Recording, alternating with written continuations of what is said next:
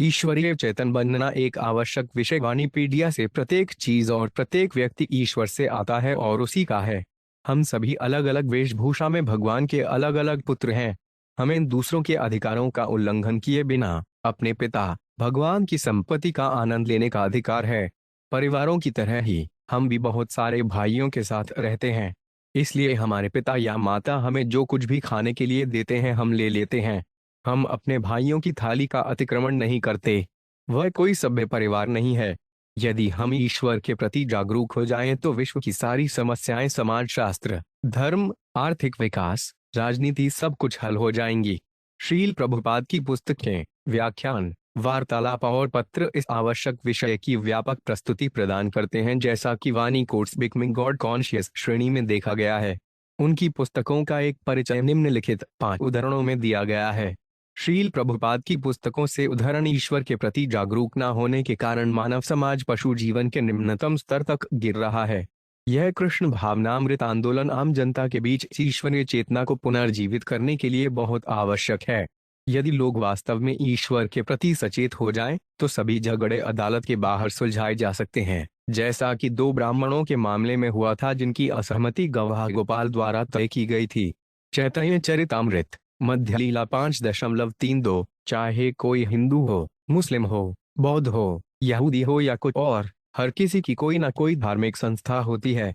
हालांकि वास्तविक धर्म का अर्थ है ईश्वर के प्रति सचेत होना। इसमें विशेष रूप से उल्लेख किया गया है कि यदि कृष्ण चेतना में रुचि ली जाए तो जन्म सफल होता है। गतिविधि तभी सफल होती है जब उसका परिणाम भगवान की सेवा में होता है। दार्शनिक अटकलें या मानसिक अटकलें तब सफल होती हैं जब भगवान के सर्वोच्च व्यक्तित्व को समझने में लगे होते हैं। भगवान की सेवा में लगे रहने पर इंद्रियां धारण करने योग्य होती हैं।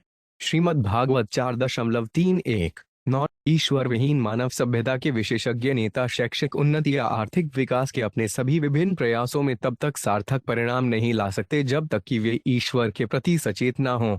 और ईश्वर के प्रति जागरूक होने के लिए व्यक्ति को सर्वमंगलाकारी भगवान के बारे में सुनना होगा, जैसा कि भगवत गीता और श्रीमद् भागवतम जैसे साहित्य में वर्णित है। श्रीमद् भागवत 2.4-17। यह वास्तविक मानव सभ्यता है। लोगों को विभिन्न वर्णाश्रम व्यावसायिक कर्तव्यों के अनुसार प्रशिक्षित किया जाना चाहिए, जैसा कि भगवत गीता 4.13 में पुष्टि की गई है। चातुर्वर्ण यौन मया सृष्टन गुण कर्म विभागश 4 वर्णों को अलग अलग गुणों और कारक के अनुसार स्थापित किया जाना चाहिए। अच्छी सरकार के लिए पहला सिद्धांत यह है कि उसे इस वर्णाश्रम प्रणाली को स्थापित करना होगा। वर्णाश्रम का उद्देश्य लोगों को ईश्वर के प्रति सचेत होने में सक्षम बनाना है। श्रीमद् भागवत 9 अक्टूबर 1950। भारत में जन्म लेने की विशेषता यह है कि भारत में जन्म लेने वाला व्यक्ति स्वतः ही भगवत भावना युक्त हो जाता है। भारत के हर हिस्से में और विशेष रूप से पवित्र तीर्थ स्थानों में, यहाँ तक कि एक साधारण अशिक्षित व्यक्ति भी कृष्ण चेतना की ओर झुका हुआ है, और जैसे ही वह एक कृष्ण भावना भावित व्यक्ति को देखता है वह प्रणाम करता है। चैतन्य चरितामृत अंत्य लीला 4.98।